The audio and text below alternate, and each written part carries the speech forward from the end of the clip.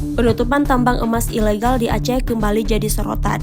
Gubernur Aceh Muzakir Manaf atau yang akrab disapa Mualim dengan lantang berjanji akan menutup seluruh aktivitas tambang emas ilegal di bumi Serambi Mekah.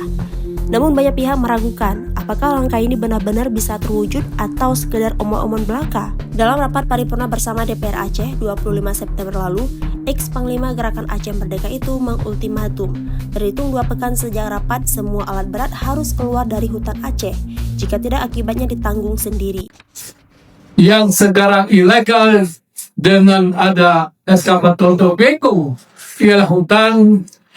Mulai hari ini saya bagi amaran waktu untuk dikeluarkan dari hutan. Yeah.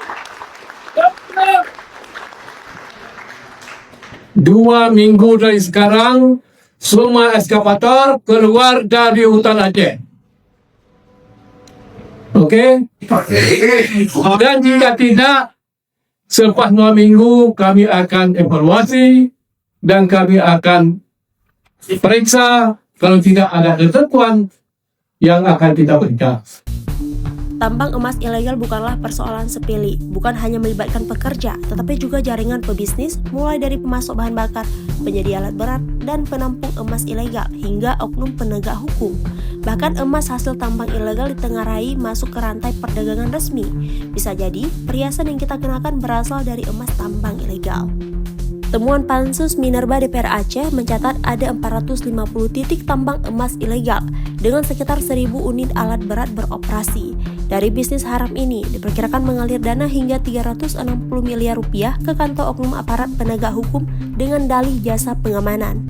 Mualim berjanji menutup tambang ilegal ini. Pernyataan ini menjadi ancaman serius bagi para pemain tambang, sekaligus alarm bagi oknum yang selama ini menikmati aliran dana ilegal. Namun akankah mereka tinggal diam ketika sumber pendapatan mereka diganggu? Sejarah mencatat, upaya serupa pernah dilakukan Gubernur Zaini Abdullah, namun langkah itu berujung gagal, bahkan ditentang dengan aksi stempel darah oleh para mafia tambang. Pertanyaannya, apakah Mualim akan mengalami nasib yang sama? Kini Mualim telah mengeluarkan instruksi Gubernur Aceh nomor 8 tahun 2025 tentang penataan dan penertiban perizinan sektor sumber daya alam. Satgas khusus dibentuk untuk melakukan kajian, sosialisasi, hingga penertiban tambang ilegal. Apakah instruksi ini benar-benar akan menutup ribuan tambang ilegal atau justru berakhir zonk, seperti upaya sebelumnya?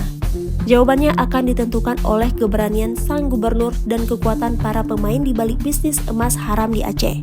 Tunggu dulu, rakyat sudah pernah kena prank oleh Mualim terkait rencana penghapusan sistem barcode pembelian bahan bakar di SPBU. Namun faktanya, kebijakan itu tidak pernah mampu direalisasi dan sistem barcode masih berlaku. Nah, lalu bagaimana dengan rencana penutupan tambang emas ilegal? Semoga bukan hanya omong-omong semata.